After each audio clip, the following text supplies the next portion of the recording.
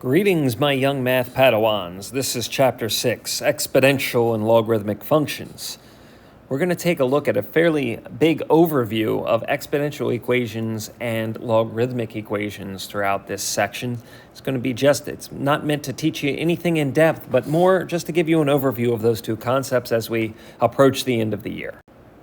So, what is an exponential function? An exponential function is any type of equation where we're in the form a times b to the x power. Notice, the variable is the exponent, not something that's in the main line of the problem. A can't be equal to 0. B is going to be a positive real number other than 1. So for example, b to the x, as long as b is greater than 1, looks like this, and that's called exponential growth. And where b is between 0 and 1, this is exponential decay. Let's look at these in a little more detail. So here's exponential growth function. Again, this is where my value for b, the b right here, is greater than 1. So this might be 2 to the x, or it might be 3 to the x, or it could even be something like 5 over 2 to the x power. Remember, 5 over 2 is 2.5, and 2.5 is in fact greater than 1. So it doesn't have to be an integer value. It could be a fraction. Hey, we could even come up with an exponential function like pi to the x power. Ooh. But exponential growth nonetheless has a couple different properties that are really important. The first is there is in fact a horizontal asymptote that is along the x-axis. The other important thing is that my exponential growth will go through the point 0, 1. No matter what the value for b is, it goes through the point 0, 1. Now, why does that happen? Well, let's look back at this equation right here. Let's look back at the first equation. What happens if I plug 0 in for x? Well, that would give me 2 to the 0 power, which is equal to 1, because anything to the 0 power is, in fact, 1. What about if I would do the same thing down here for 3? What if I would take 3 to the 0 power? Well, you guessed it, that's 1, because anything to the 0 power is 1. Same thing happens here, 5 over 2 to the 0, that's equal to 1. Even pi to the 0 power is equal to 1. So every single one of these equations, no matter what the value for b is, will always go through the point 0, 1. And is, again, as long as b is greater than 1, this is, in fact, exponential growth.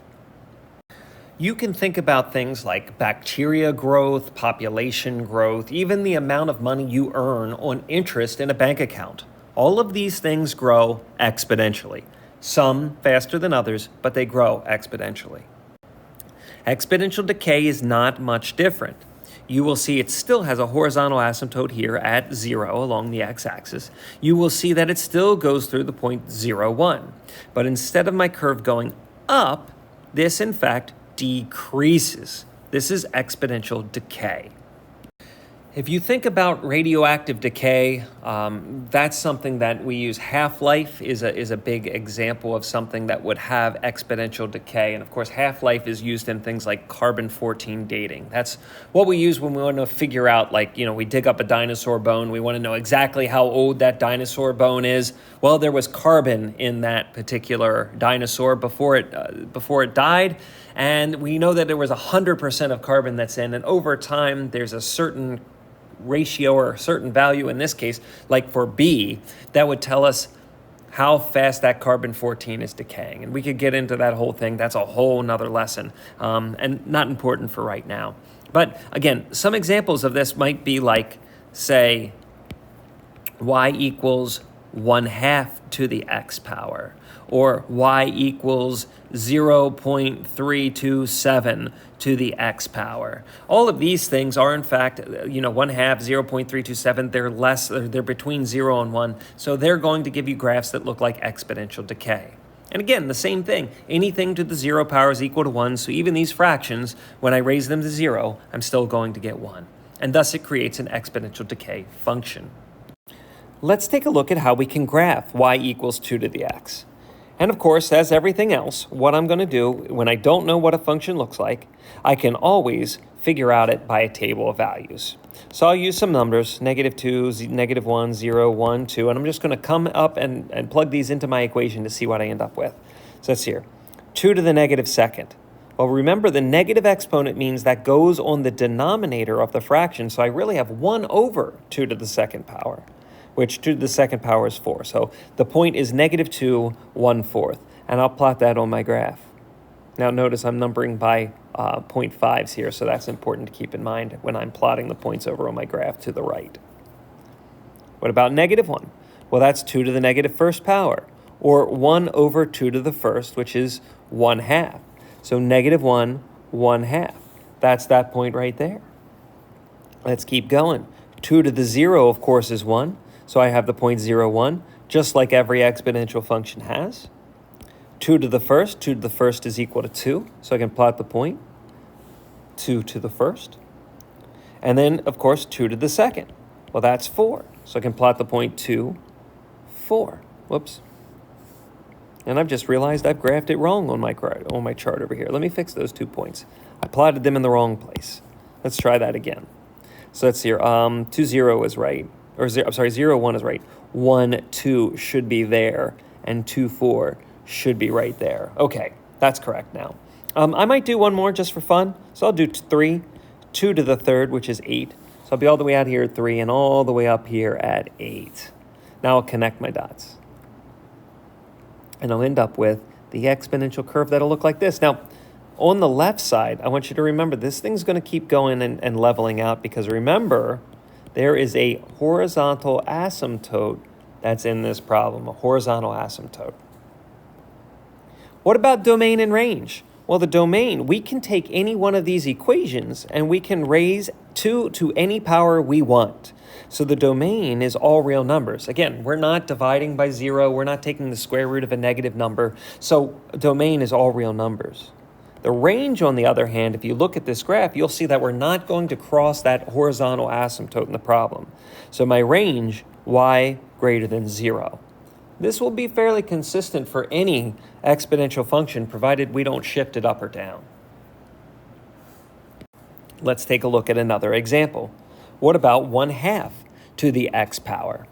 Again, 1/2 to the x power, we're still going to have that same property that we had. We're going to have that horizontal asymptote at 0. We're also going to go through the point 0, 1. So keep that in mind as we go through and we graph this. But let's go through and we'll create a table of values anyways. We'll pretend like we don't know those things.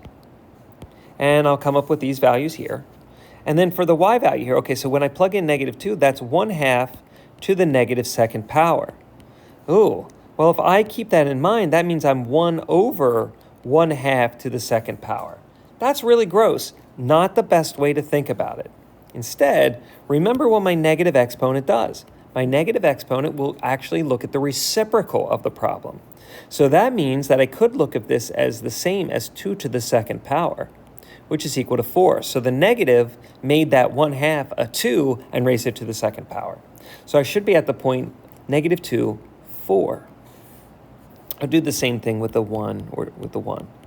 Negative 1/2 to the negative first power is the same as 2 to the first power, which is just 2. And folks, you can always use a calculator. You'll come up with these answers the same way. 1/2 to the 0 is, of course, 1, and I've already plotted that point.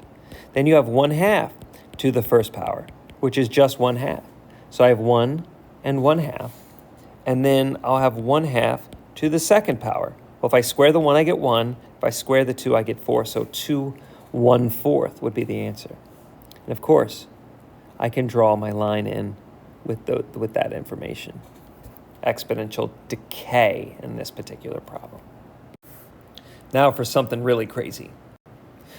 Most of the time, if you look in your science books, specifically in chemistry, exponential growth and decay is modeled by a different real number, e.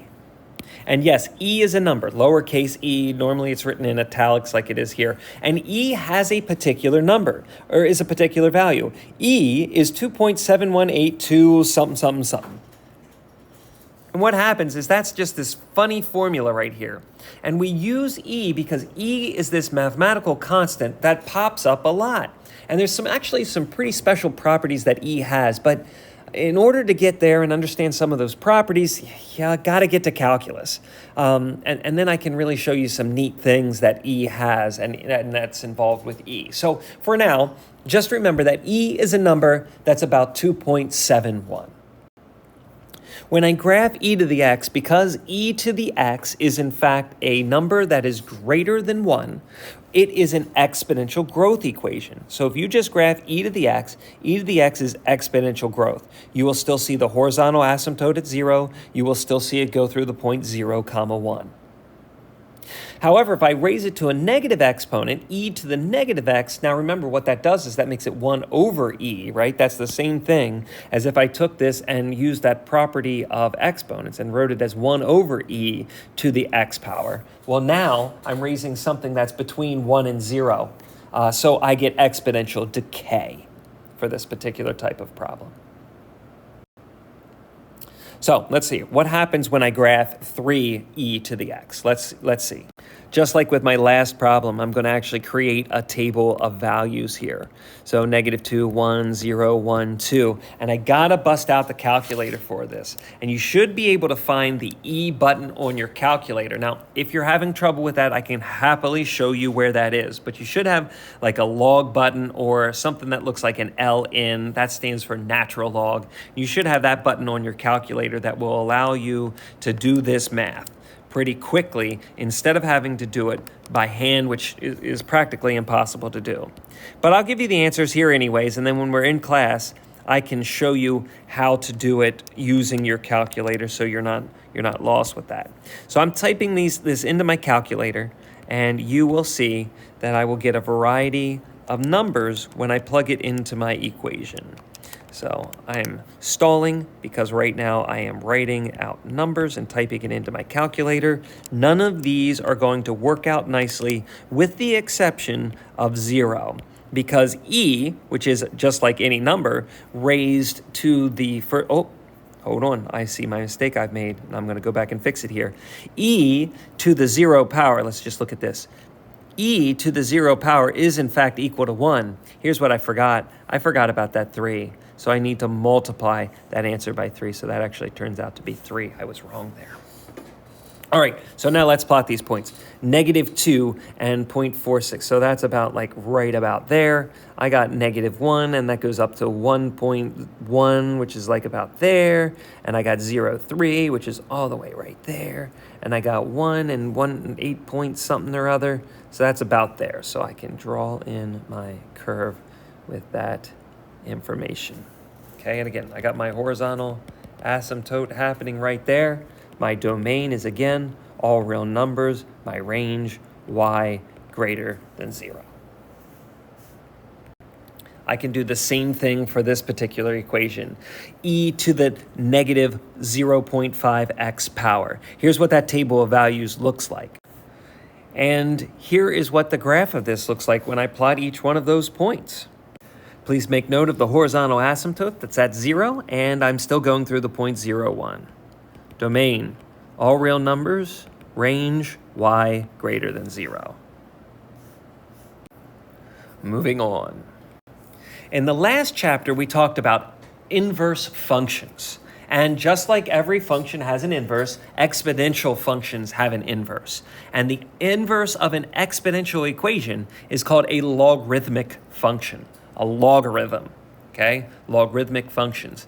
And in order to have a logarithmic function, it's just a way to rearrange some terms. It's a fancy way of rewriting something that's in an exponential form, and we can shift it and write it as a logarithm, okay? We read this, log base b of y equals x. A graph of a logarithm, right? So here's the red line. The red line is my exponential equation, right? B to the x power. And this blue line is log base b of x, right? And here's my exponential decay problem. And if I have an exponential decay problem, then this blue line ends up being my logarithmic equation, the inverse of that. We'll talk more about how to get that here in a second, but I wanted you to see what the function and, what the exponential function and its inverse looks like. Remember, we're reflecting across that line y equals x. So let's look again here at, again, this is the log base 2 of x graph, right? And here is 2 to the x. Those two functions are inverses. As a matter of fact, you'll see some points that match up, like that 0, 1 turns into 1, 0 on the logarithmic curve. And on my exponential curve, this point right here, 1, 2, you will see that right here is the point 2, 1. And if I go back to my exponential, you'll see the point 2, 4. Well, in my logarithmic graph, that turns into the point 4, 2, 4, 2. And again, that came from this guy up here, 2, 4.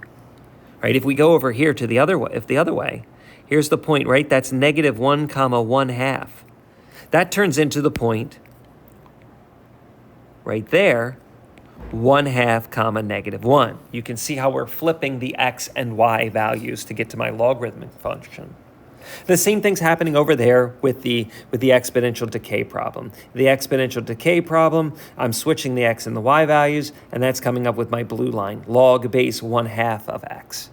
The one thing to note is that with my exponential function, which has a horizontal asymptote, for my logarithmic function, I'm going to have a vertical asymptote right there, my vertical asymptote that goes up and down.